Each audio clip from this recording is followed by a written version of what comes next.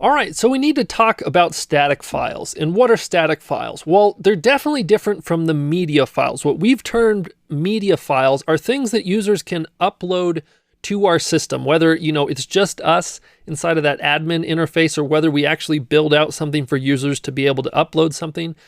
I consider anything media in the Django world as something that is sort of connected to the database and somehow and could be uploaded by the user.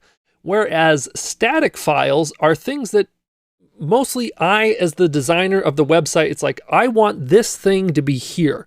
Now I can change it if I want to. I can change those static files, but I don't want it to be as accessible as, just a database change here to switch this and that. No, it's like something a little bit more foundational. So for example, this picture of me here, this little logo that's up here, if someone clicks on the resume, getting that PDF, these are all examples of static files. Later, when we add some custom CSS, that's going to be a static file. So the question is, how do we get that to show up in Django? Now, the great news is that Django makes it really easy. We don't have to add any special thing to our URL, urls.py, no like extra path or anything. And if we go to our settings and scroll all the way down, we already have a static URL. So what does it take? First, we have to go into one of our apps, like for example here, with portfolio. Let's say I want to add a picture of me. So just like we do with a template, for example, it's a really good practice to say, okay, inside of this portfolio, I'm going to make a static folder. Make sure you spell that correctly, static. And you have to name it static. If you name it something else, you technically can go to settings and say what that name is, but it's just much easier if you just say static inside of your app. And then I'm going to do / and do the name of the app again, portfolio. And then I'm going to do, well, let me just add those two there. So you can see in portfolio, I have static, and then inside of portfolio, that's where I'm going to add like my image. So I put on my desktop this nice picture of me with my blonde hair. This was a great summer in Japan when I dyed my hair. It just felt like a whole new me. And I want this center on my website. So I'm going to go ahead and drag this into this portfolio folder, okay? And then once this is in here, I'm going to go back to my home page, okay? And really, all that it takes is an image tag.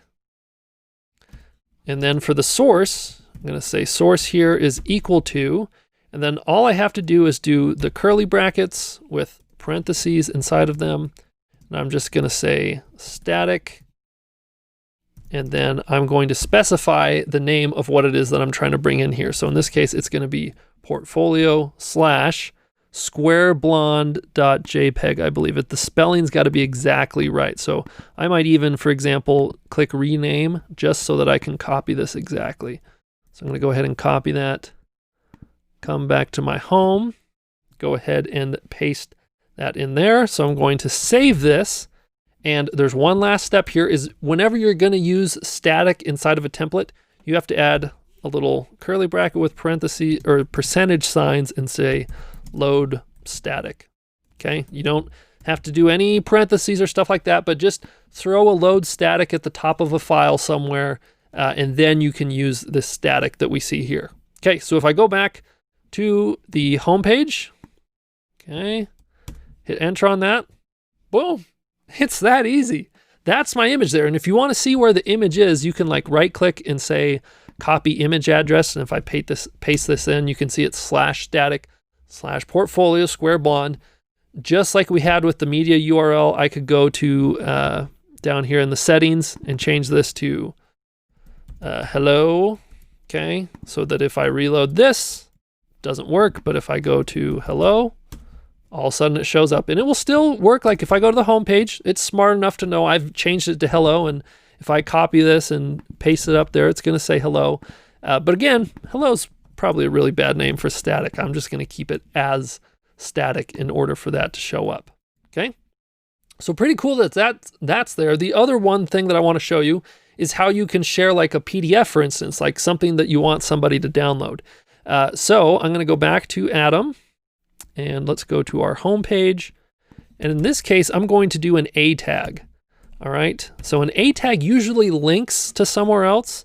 Let me put the ending one there. But in this case, we're just going to have it link to an actual file on our website here. So I'm going to say something like resume And I'll say that the href is equal to, very similar to what we have down below, percentage signs, static, and then inside of quotes, I'm going to say portfolio slash, and I haven't brought in my resume yet, so I've got to do that. So I'm going to take my little resume, bring it in here, and I'm going to say resume.pdf.